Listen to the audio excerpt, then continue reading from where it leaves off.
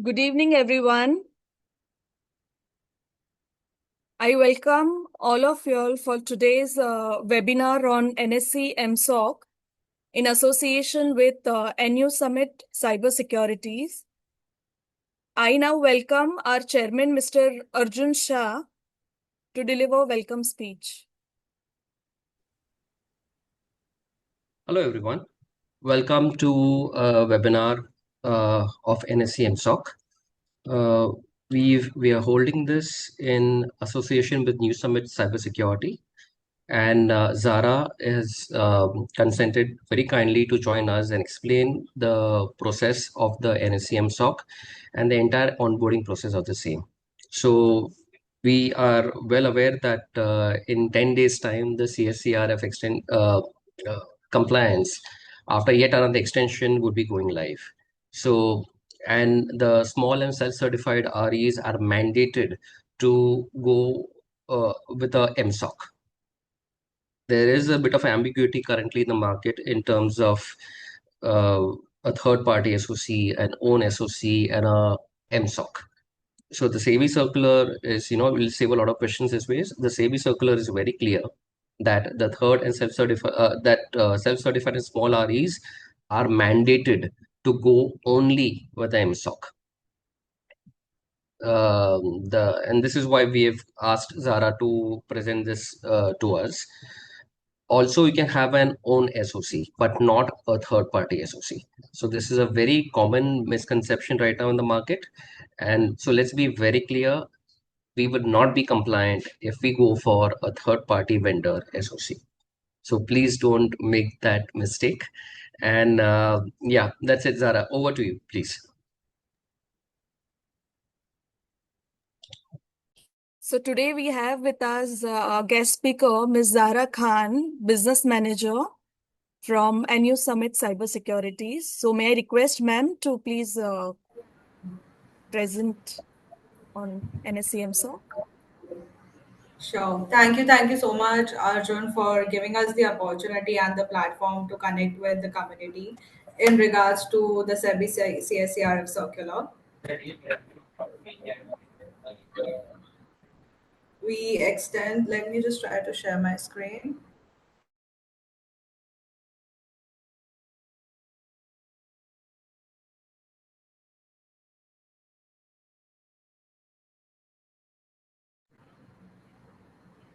Let me know if you're able to see my screen. Yeah, visible. Yeah, it's visible. Awesome.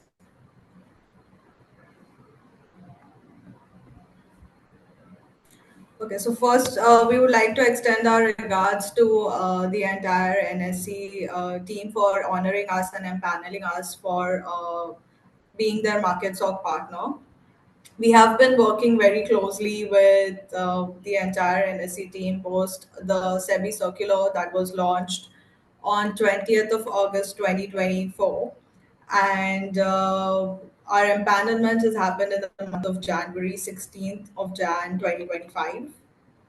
So to give you a brief on the NSE market SOC, we'll be covering on high level the circular, what are the MSOC mandate, the MSOC journey that we've had as on date, the scope, architecture and prerequisites that would be required, and configuration and use cases.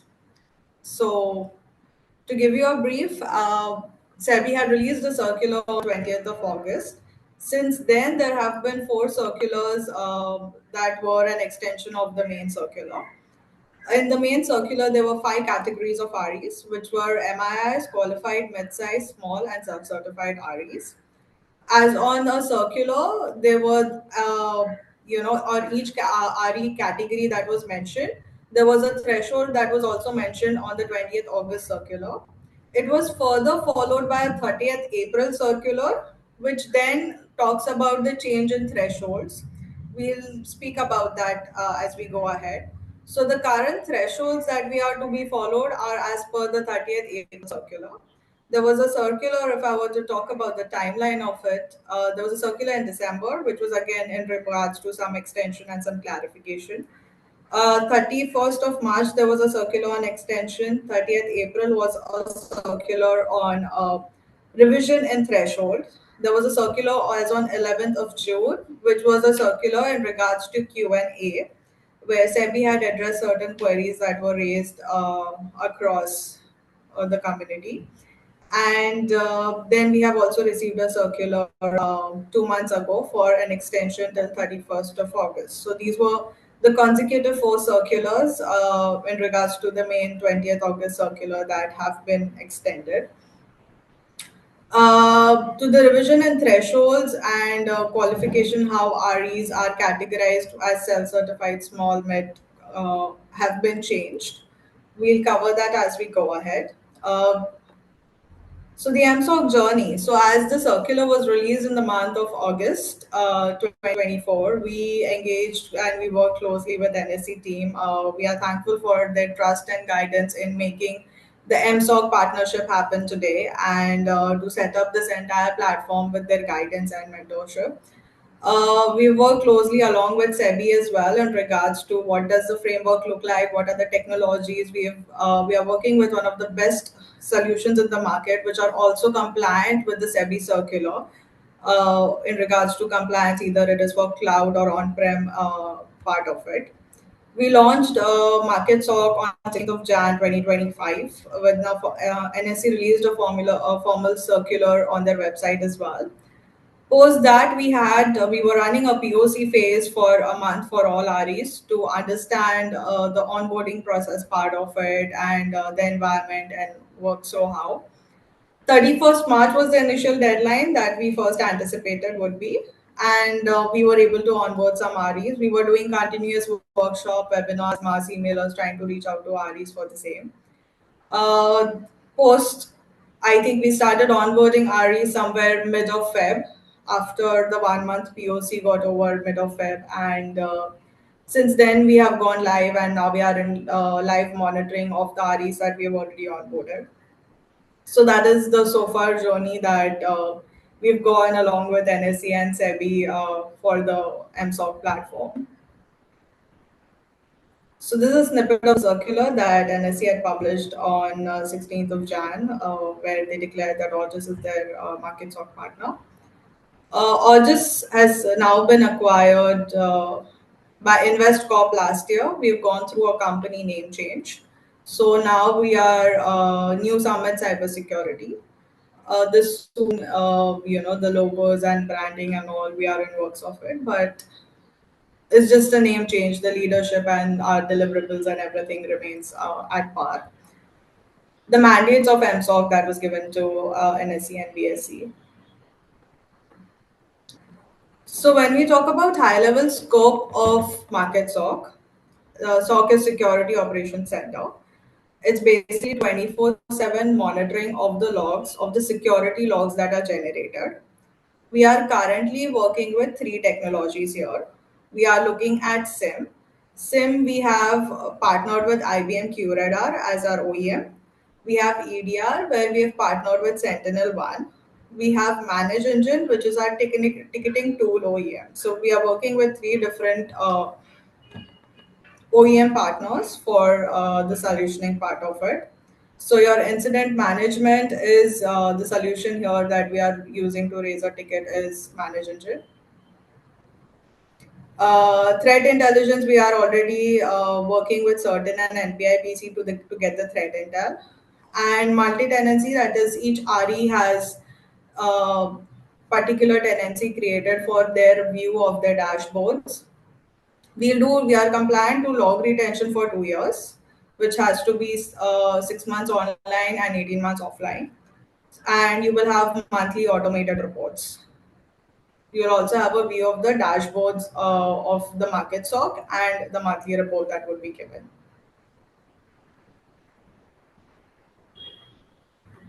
So this is the same thing I think we discussed on the prior slide. We come to the architecture part of it. So this is how the architecture would look like. So we would collect security logs from your cloud servers and on-prem devices. So your laptops, desktops, firewalls. This would be collected in an event processor server, which would be at the client end. which then would connect to your firewall, and we would create an IPsec tunnel from your firewall to our CDC firewall, which is NSE CDC firewall. And then this would go to IBM QRadar console, where our SOC team would be monitoring the logs generated from the SIM tool 24/7. Post which, any concerns or any issues or any incident raised will be raised through the ITSM ticketing tool. So we have manage engine ticketing tool, and that is also configured with the SIM. So that ticketing tool will raise an alert if there is a priority 1, 2, 3 levels of alert, and accordingly the alert will be raised. Further, the logs will be stored at AWS cloud for 24 months at our end. So this is what the architecture of how we'll integrate with your infrastructure would look like. Do we have any concern queries here? We can go through the presentation first, and then we can just have a session of live Q&A. We already have some collated questions that I could ask, but once those are done, we will go for a live Q&A session. All right. So Thanks. I'll just take it up. Then we have the set of prerequisites. So ideally, once we have an understanding of your MSOC requirement, our team will reach out to you and share an Excel of the prerequisites. Basically, these are the list of log sources that need to be monitored on MarketSOC. So we would need details of how many servers, Windows servers you have, how many Linux servers you have, if you have EDR solution deployed, if you have antivirus deployed, if you have any cybersecurity technology deployed. So if you have any custom applications that is inbuilt at your end, or what are the other list of applications that have to be integrated on MarketSoc. So our team will reach out to you, share this Excel with you. So once you fill out these details, our team will then calculate with our technical SPOC and get back as to how much EPS is required, and basis that we'll be able to share a proposal with you. Also, once you share these details, our team will be able to share you the details for the server. So the EP server, event processor server, that has to be at your end. The configurations of the server are given here as a snippet. So depending on what range and category or bandwidth your EPS is at or your device count is at, our technical team will be able to advise which category of server you would have to procure.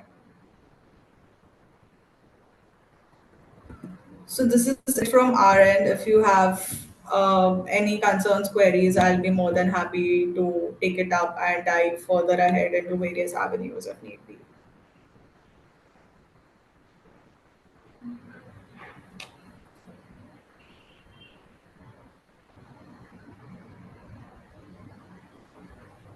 Right. So we've had. Should we go ahead with the live with the questions I've received from the REs? Sure. All right. So uh, one very generic question here is that if at all we've had some legacy machines, right, which may or may not be compatible. So what is the provision for that? How do we offer MSOC for legacy operating machines like Windows of and with older versions? So I think we are able to onboard legacy machine up to the updated version or a -1 version. But I don't think we have been able to integrate if it's not beyond that point of version of the upgrade with the tool. Paritosh, are you there on call with me? Yes, so we can support the integration up to n minus one, n being the recent and minus one being the last. Right. And what about the compliance part for those legacy machines? I believe there is some provision. I believe that we can have them segregated, or we can have some access controls done on the legacy machines for them to be compliant as per the CSCRF. Do you have any clarity on that?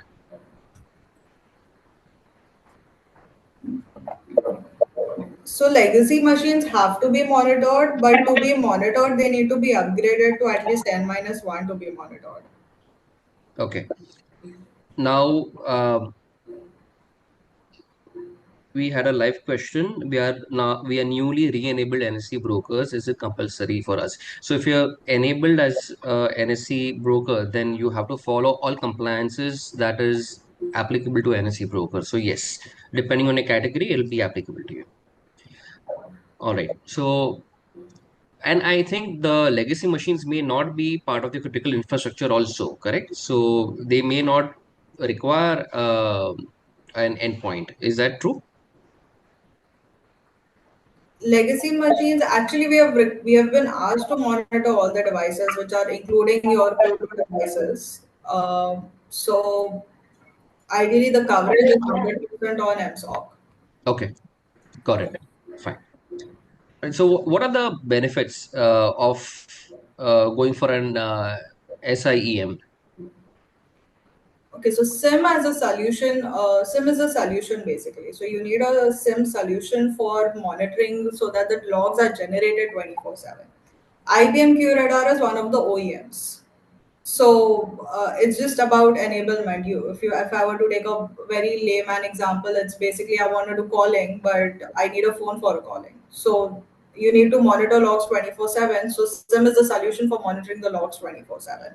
So that is the solution that you use. Now you can choose different OEMs. You have different OEMs in market. You will have like Samsung, Apple, Micromax, OnePlus. So that ways we have different technologies, which is your OEM, which is original equipment manufacturer. So each OEM has their SIM solution, which is developed. We are partnered with IBM QRadar because they have been in Gartner's quadrant for the last 14 years as one of the best technology for SIM.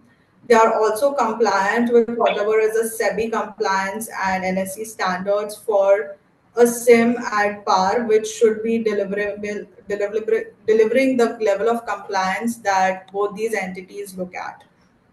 So we have partnered with a strong SIM provider.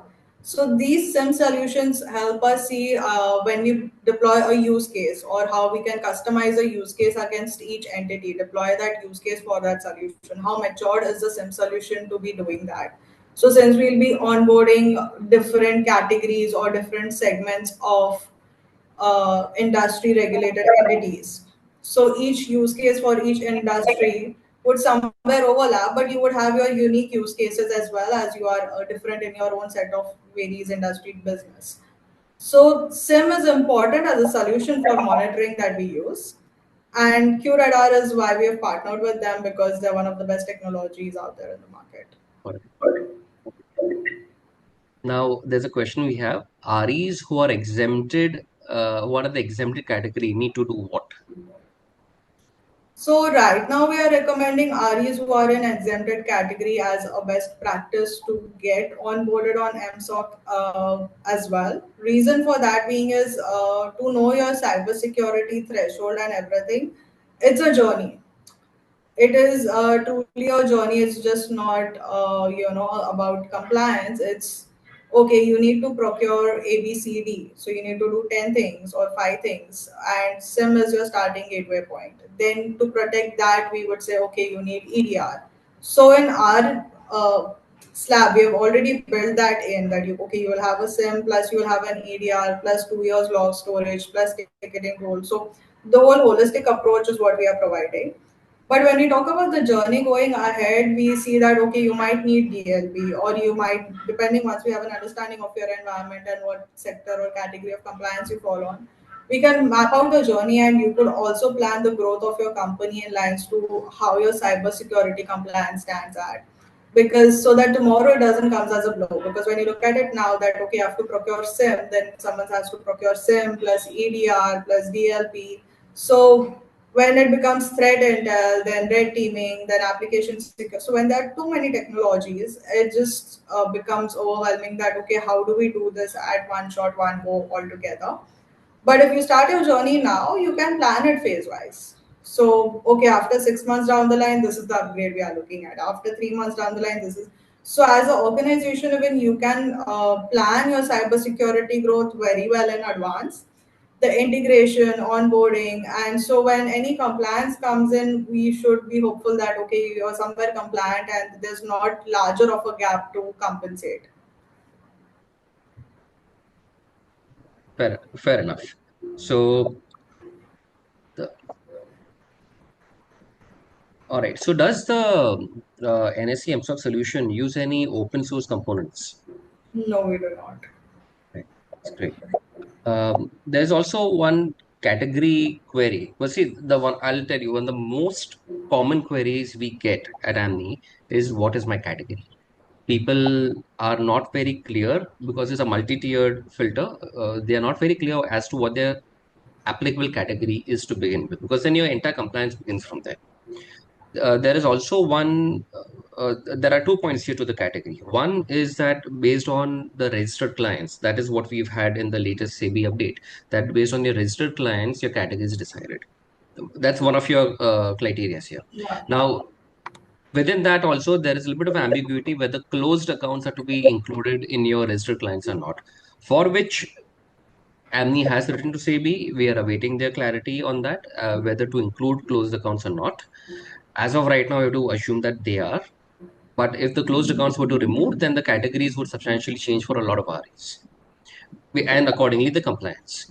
But Yeah. um, so for other categories like AIF, now there is a question here: what is the applicability in case of AIF with a corpus of 200 crores? What category would they fall in?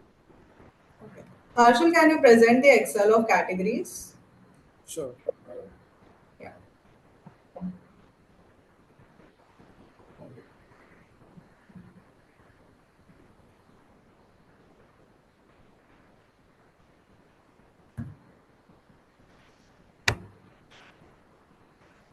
So here is a snippet that we had created. This is basis the 30th April circular. So because 30th April circular is a circular where the thresholds were revised for most of the REs. The REs which are not covered in 30th April circular have to follow the compliance of the 20th August circular. So in case if you're not covered in any revision of threshold in 30th April circular, we are following the original circular compliance. Now, when you look at the revision that has been made on AIF broker, so we'll share this snippet from you with. That'll be very helpful. I think this is the most comprehensive document I've seen so far on the categories. It'll be very helpful to us. Thank you. So if you look at, let me just address the broker category, and then you can take it up from there. So ideally, if you are in the broker category, uh, you have two segments or in it, or two parameters you could say. What is your trading volume, and what are the number of clients you have. So these are the two thresholds that they look at for your compliance if you fall in small, self-certified, mid, or qualified. And the exemption is only if it's less than 1,000 crores clientele trading volume in a year and less than 1,000 total clients. So it's on the volume versus clients. And if you are a broker plus a DP, or a broker plus an AIF, so if you're anything as an entity doing two things, whichever is the higher level of compliance. So if in a broker you're a mid size, but as a DP you come self certified, then as an organization you have to follow the mid size compliance for the entire company. So it's and. So whichever is the higher level of compliance goes ahead. Understood. So So, if you so look how do at we? Yeah, sorry, go ahead. if you look at column C11, so if I look at all advisors with respect to AIs Mm, registered with SEBI in AIF. The yeah, queries for AIF 200 crores. I think, can you scroll? Is that below, or is that some by mistake it's been deleted for the AIF column? But they would fall under. Just give me a second. Hello.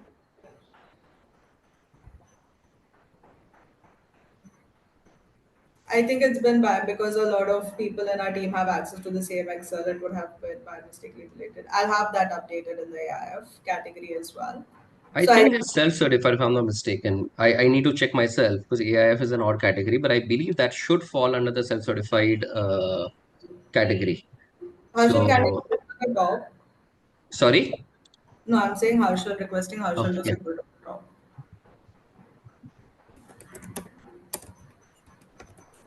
Should I scroll it?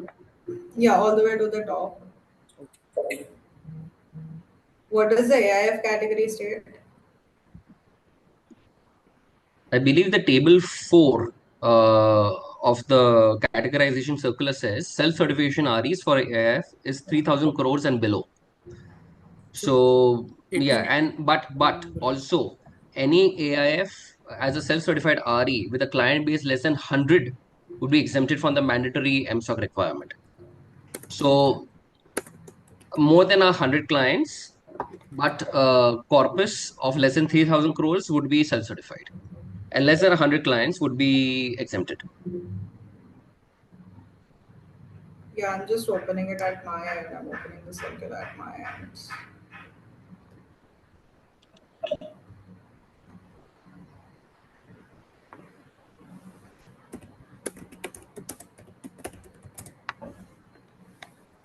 We can go to the next question. I'll address Right. this.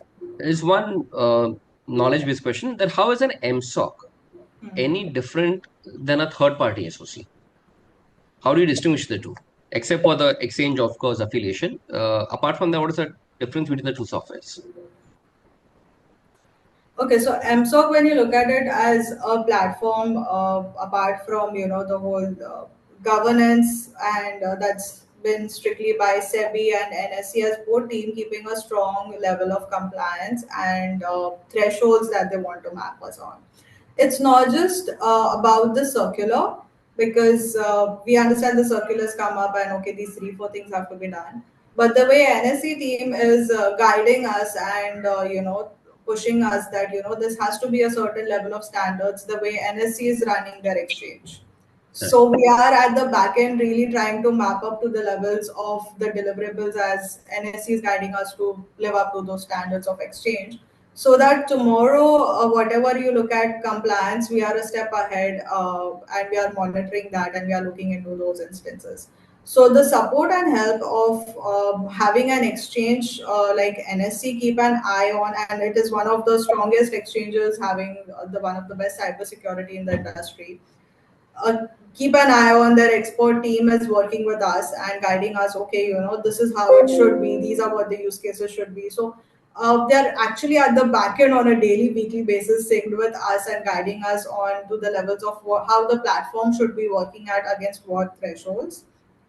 Having said that, MSOC, apart from these two governance part of it, the way we are as August also thriving is to look at it as a critical, one of the most critical infrastructures, because we'll be having one of the best brokers and the critical community of BFSI coming on board for cybersecurity.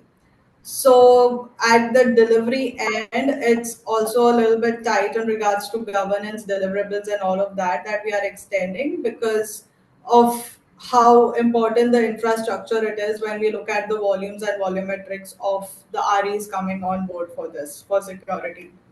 So it's a bit further ahead than you would ideally get from a third party SOC, because it's a very tight ship, customized, constantly changing, constantly amending into regards to what are the current case scenarios, or even when the India Pakistan thing was happening and we were like, okay, what do we look at into our use cases?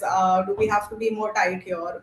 So we were amending and looking back at things as the environment goes about. So it's just cannot be a standard standhold platform that's just deployed. It's just constantly has to amend with our operations with the given environment case scenarios that go on. And we are usually on our toes for this whole platform. Yeah. And so annexure N is not a problem at all with an Yeah, MSOC. so SOC efficacy part of it. So Yeah. where SOC efficacy ideally would be done by NSE. And when we look at SOC efficacy for the REs that are onboarded, NSE would do the efficacy. So we are in works with SEBI for the same, that if a client has a third party SOC, you will have to do a SOC audit.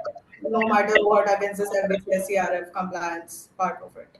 But since NSE is taking ownership here, where and August is also taking the ownership that will ensure the compliance is met. Technically, it's just one document. Right. So we are seeing if that has to be extended to all the REs in what form and format, because the REs will end up submitting to NSE, NSE will end up submitting to SEBI, and before we give it to REs, we'll be giving it to SEBI. So we are figuring it out if so much duplication will be required or if that could be exempted around it.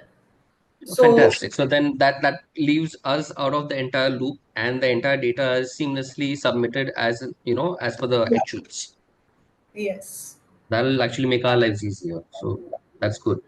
Another question we have is that okay, it's a wrong question, but I'll still say it out. We are a self-certified RE and are already using a third-party market SOC. The regulation mandates small and self-certified REs to use an exchange SOC. Do we make changes, or can we continue with the third-party SOC? So I'll answer this, that a third-party SOC is not a market SOC. An SOC, a market SOC is the one which is empaneled with the exchange. A third-party SOC is a third-party SOC, and self-certified REs or small REs are mandated to go with the market SOC. This is one of the most common queries we have. So there is no third party MSOC. That's a wrong concept. A third party SOC होता है and एक MSOC होता है. MSOC is with the exchanges. Third party SOC are private vendors. And self and small certified REs cannot take that. We are not compliant if we do it.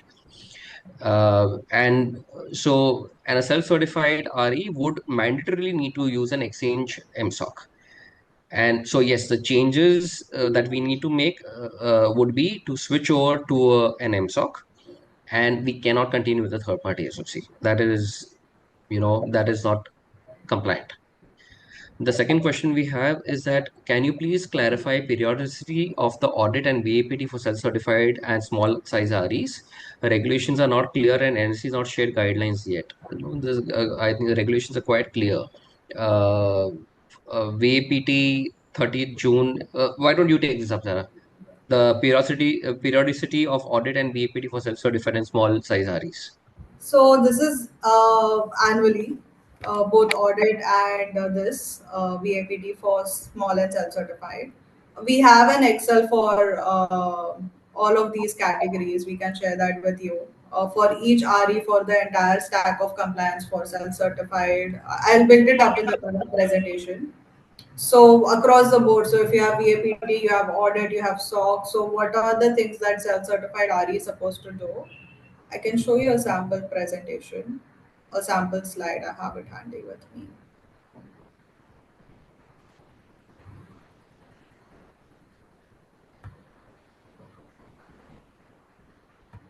So we could circulate this, or you could reach out to us and our team will guide you as to where you're supposed to be at, would also be helpful. So if you look at small REs, so what are the activities mentioned as on the circular and the frequency and timeline of it? If you can see my screen. Yeah. So it's inbuilt. So once you reach out to our team, we also part of being an system integrator, we are able to provide 100% of the SEBI circular that you come to us for. So if you say VAPT, if you say audit, if you say any other solution deployment, you talk about training of your employees. The works around it, we've already done it. We'll be able to extend whatever support needed across those as well. So this is net what is for small size REs in regards to frequency. This is for mid size REs. Right. So one thing I'll add over here is that as per the circular, one exemption that the self-certified REs have got is from cybersecurity audit. So Yeah. cybersecurity audit will now go away, but they have to submit an annexure P, which is included in the original circular as the last document of the page of the circular. They just have to fill up that format, have the board certified and submitted for the cybersecurity audit. Otherwise, your VAPTs are there in the first quarter and has to be submitted within a month. So by July, it has to be submitted. That is what I recall. Yeah. Yeah. So we are a stockbroker and DP. So stockbroker, we fall under the self-certified RE. What will be a status as DP? Do we fall under the same category? Yes.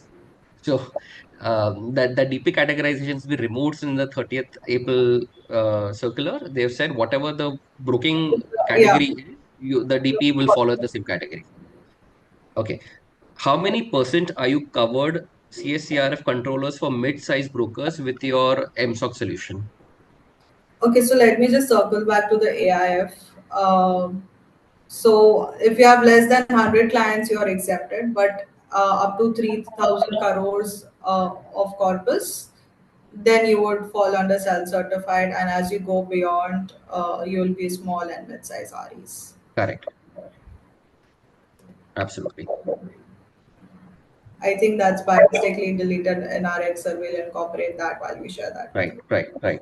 So how much, this question that I've asked, what happens here is that again, people are, REs wrongly believe that just by putting up an MSOC, they are done with the CSCRF compliance, which is not the case. There's a whole list of standards that need to be done. So probably this question is more towards that how much of my compliance of that 105-page document, how much of that is completed with a MSOC? Can I just pay my way out of it? Which is actually not the case, right? So then there are two things I want to highlight here. One is that going with an MSOC will give, I think, a lot of exemptions, I believe, in the There's a standards. section of exemptions on the 20th of the circular.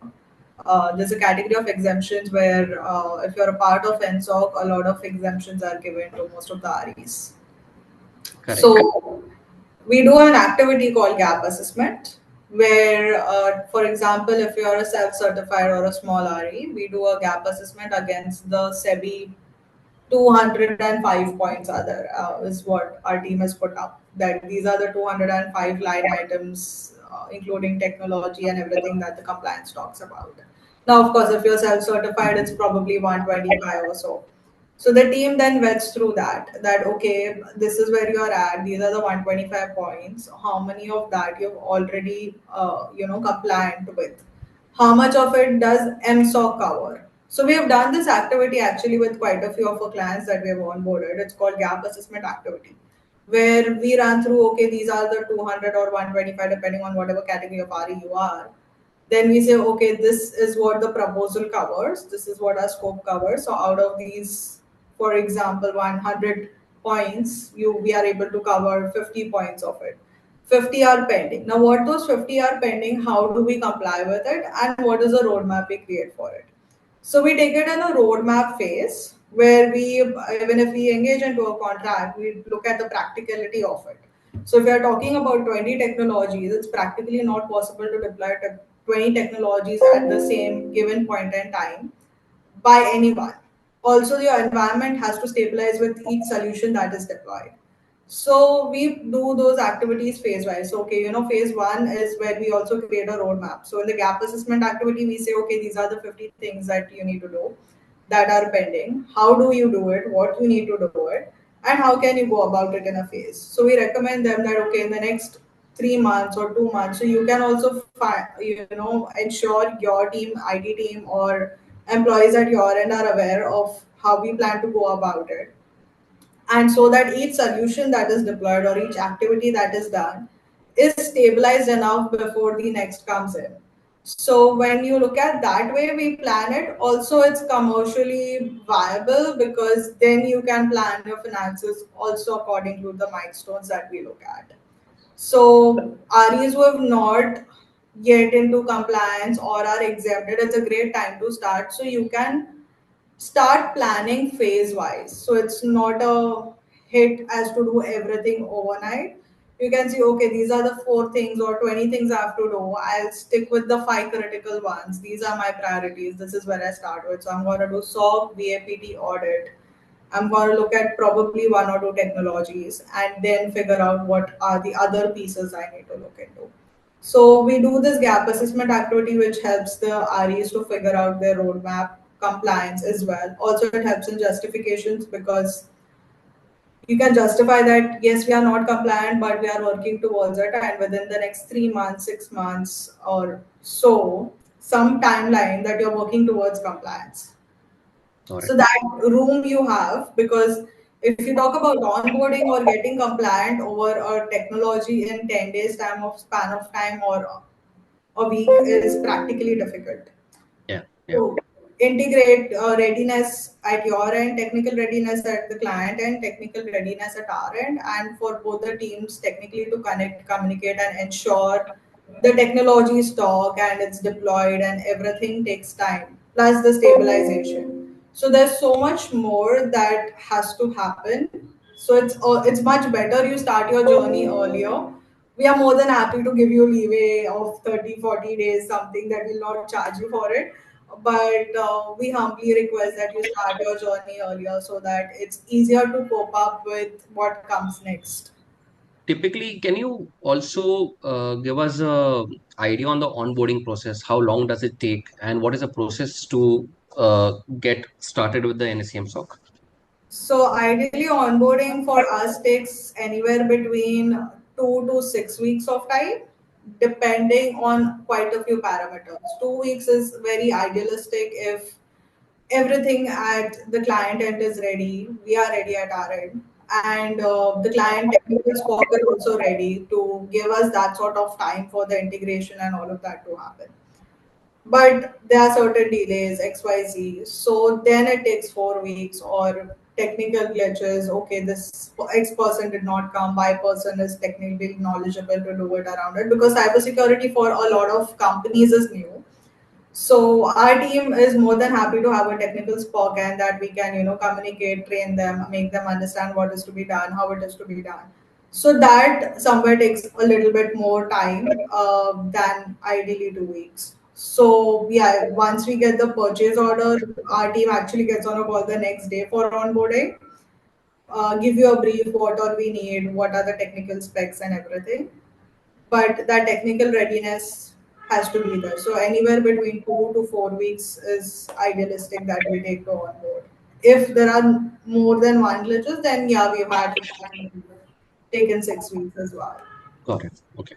And maybe some sort of a mail ID or a contact number or point of contact that you could share with us. We'll forward it to the brokers, wherein it'll be a little bit easier for a handhold to take the process ahead. Sure. So we have a Yeah. common email ID at marketsoc@origis.com. I'll just drop in that email ID in the chat here, Okay. and Thank you. everyone can write to us. Our team will ideally respond in a day's time. Okay.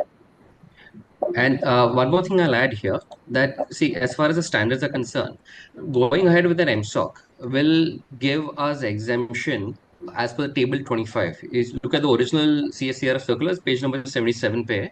There's Yeah. a 8.1, point number 8.1, Yes. table 25.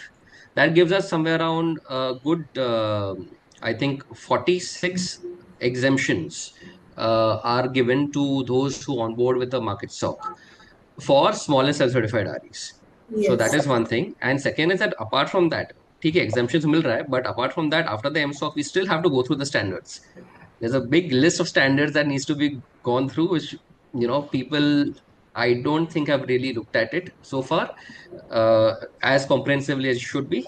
It is to be done. We are 10 days away, and they have clearly mentioned what is applicable to self-certified and small REs, what is mandatory and what is advised. So at the least the mandatory part has to be covered. So that is one. Second is the a broker has requested clarity on the report cycle to members. It'll be monthly. Okay. And the entire, as far as the submission part of an incident reporting is concerned, is that generated automatically on the portal, or something that has to be mailed to us? Because there's a timeline in which you have to submit it to the MIs. So, depending on what priority of incident, so we are following a SLA where priority 1, 2, 3, so it's 30 minutes, 1 hour, 2 hours. So, depending on what priority it falls in, our team will raise a ticket within that time slot. Also, NSE team will be informed. So, if it's a priority one incident which is very critical, we will inform to your technical spoke, whomsoever maybe you might align from your end, and our team will call and reach out or call like an actual phone call or a message and would go for a P1 incident, and the same would be also notified to NSC team as well. Okay. So also another question that people do often ask, that which endpoints need to be covered? I mean, what is the coverage? Is it 100% of the entire network, or is it only a critical infrastructure that needs to be covered? Actually, it's 100% of the entire network because we have not received any exemptions that we could let go of, because when you look at the Excel that I was presenting earlier, it covers pretty much everything that could possibly be in an environment.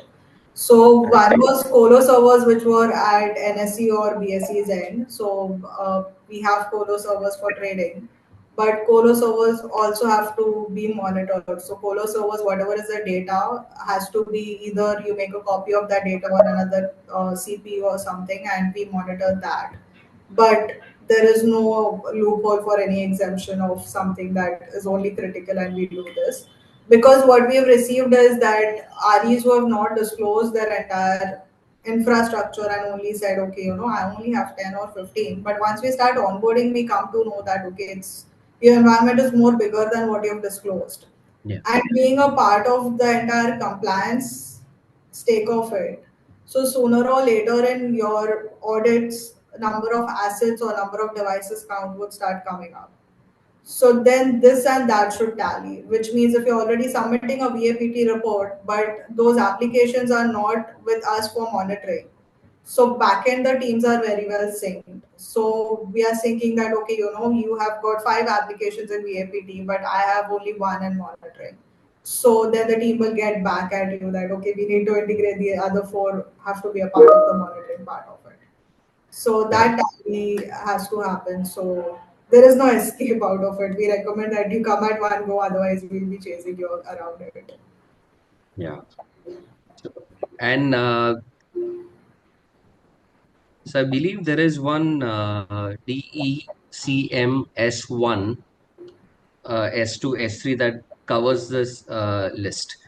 So, anyways, my point is that even there'll be a cross-referencing, I believe, to the VAPT also. That, if at all there is an MSOC, then why is the VAPT not being done? Right? So the entire infrastructure needs basically to be brought into the monitoring fold.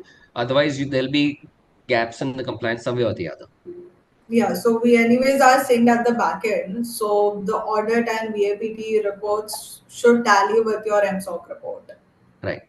Right. So Okay. So now this is a question on the category.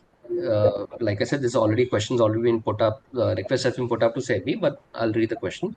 Can we take the total number of clients count as active clients as on 31st March 2025 PAN number wise to calculate total turnover?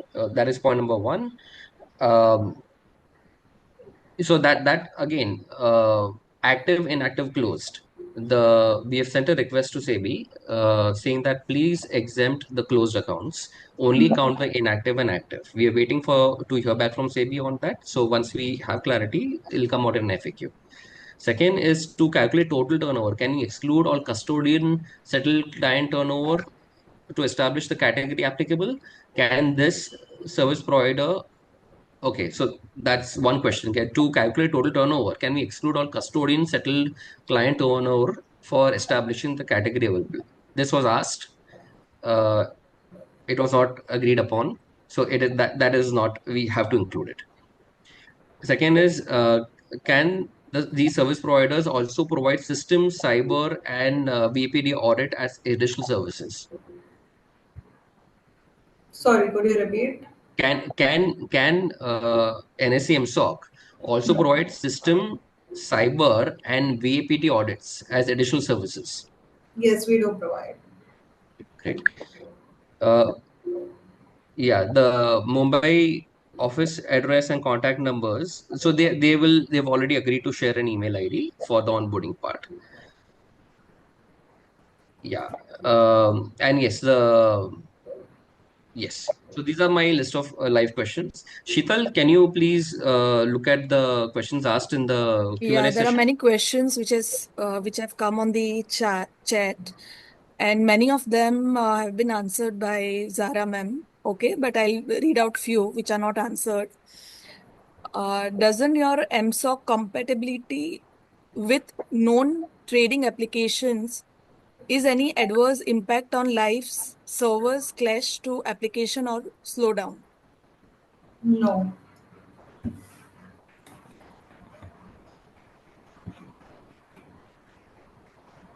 Okay. What are the CSCRF guidelines about infra to include to MSOC or only critical assets declared by members specifically? For instance, members having 100 plus PC servers, even in back office. Does it mandate for trading specifically for internet facing IBT servers? Yes. So, one, the back office also has to be included in the monitoring part of it. Second is, ideally, we have not seen any slowdown in any of these application integration in regards to your trading. So, this is where I was talking about colo servers earlier. So, if you feel like there's going to be a slowdown or something, which we have currently not yet faced, you could take a copy of that data into a XPC server and we connect with that server or with that laptop and we start monitoring it. But at the end, it has to be monitored. Okay. Next question is, do we need to implement the NSDL DPM server in MSOC? The server is not connected with the internet. It is on separate VNL. Ideally, yeah, if it's a part of your infrastructure, yes. Okay. It'll be a part of the critical infrastructure because it contains client data.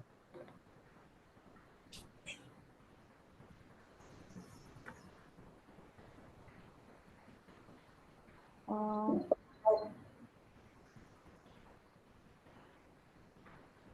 is HSM is mandatory for self-certification or small size RE? HSM as in? The encryption Just key, the hardware encryption key, I believe that's only for your cloud servers who qualified are. Is that Yeah, right? it's for MIIs. I don't think it is for self and small. okay. Next question is there any difference in the features and compliance level of NSC and BSc MSOC? Both are at par and both have received a sign off by respective exchanges and SEBI in regards to the deliverables. So, the difference in regards to sign off of what delivery will be as standard and acceptable by the exchange as well as by the regulator. We are, however, have partnered with one of the best technologies in the market. When you talk about, you could say IBM QRadar, Manage Engine, Sentinel-1 for EDR. So we're partnered with one of the best technologies that are in the Gartner's quadrant over the years and have proved their worth. Also, we are able to provide you an umbrella approach. By that I mean, if you need a red teaming done tomorrow, you need a VAPT, you need an audit, or you need any other gap assessment service. So anything mentioned in the SEBI circular or just is able to provide all the services through and through. So you could just reach out to us that, I need ABC compliance, I'm done with SOC, so can you do XYZ as well? And we'll be able to help you out through and through with whatever additionally is needed. So that is what you could just come to one stop and you could get everything under one umbrella, which are your additional services that you would need. Okay. The next question is what submissions are required to be done by 31st August as per exchange requirement? Uh, Actually, you have had different timelines for submission. Your extension was given for SOC, but your timelines for audit and VAPT, I think, remain standard.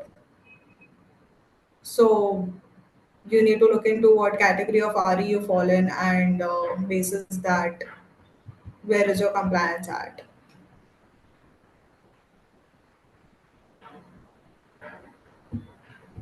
I think we are done with all the questions are being answered. Okay. The last question is OJIS MSOC integrated with Yes, certain and NCIIPC? yes, we are. Okay.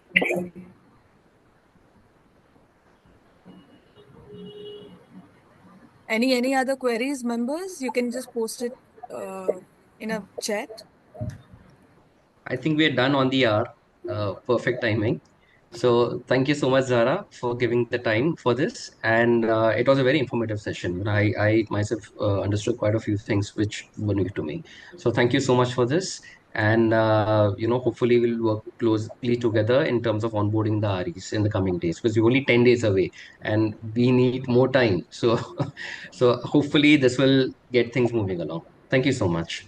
Thank you so much, Arjun, for setting up and giving us the platform where we could explain about the MSOC partnership that we've had, the what are our offerings to the REs, and hopefully, yes, we are able to onboard them sooner as the timeline approaches. Yeah. So, my heartfelt gratitude for you to having this set up. Thank you so much. Thank you. Yeah, we would like to thank NSC, Nusummit Cybersecurity for arranging such a wonderful webinar on NSE MSOC and giving our members valuable insights. Thank you, members, for joining in today. Thank you, Arjun sir, for your welcome speech. Thank you all. Thank you. Thank you. Thank you.